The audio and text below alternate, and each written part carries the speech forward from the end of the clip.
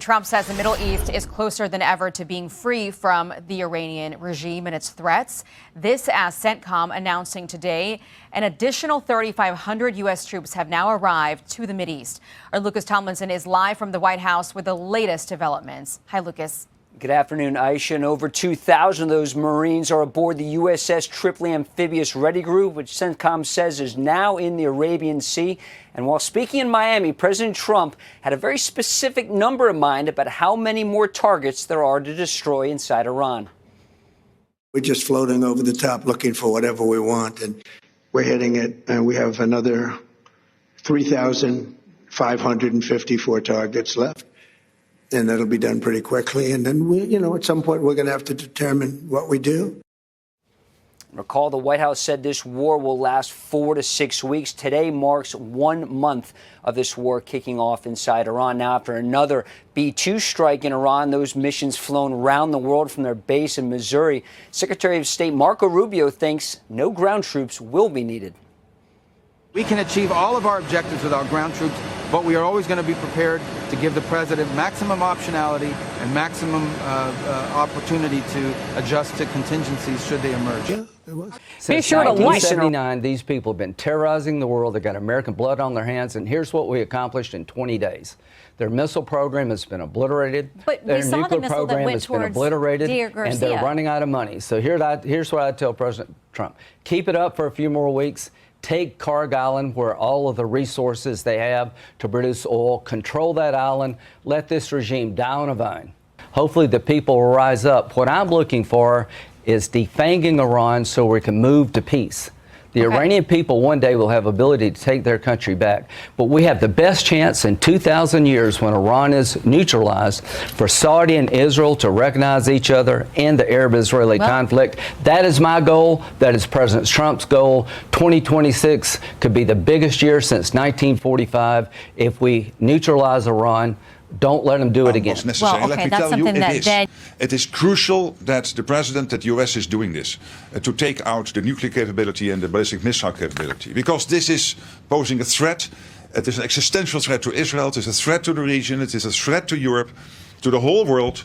And so it is really crucial that the US is doing this. And I hope that people understand that argument, even if they're doubting whether it was necessary or not. It is necessary, and I commend the president's leadership on this. The relationship's a very good one, I think so.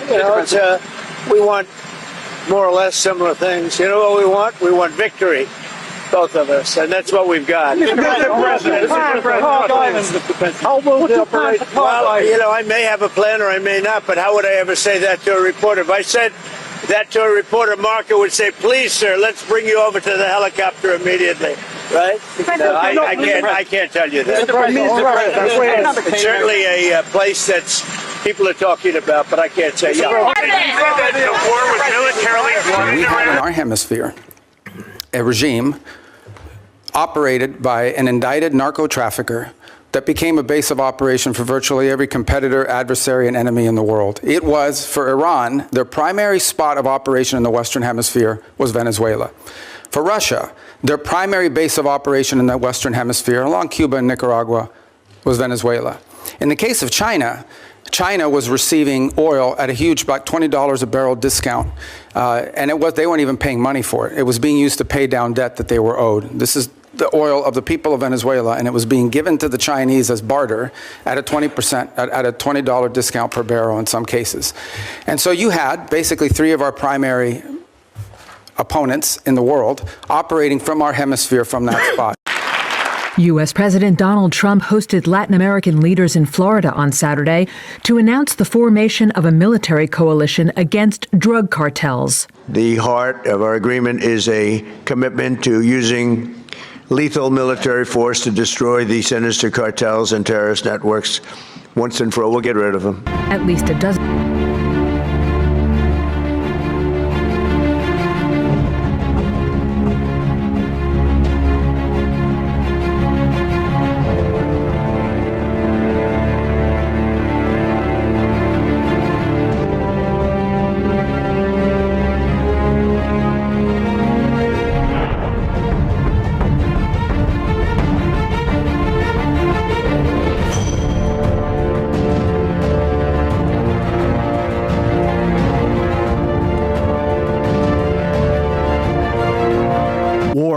in this context and in pursuit of peace is necessary. Our military is the greatest in the world, with the greatest equipment and the greatest people in the world. Nobody's ever seen anything like it.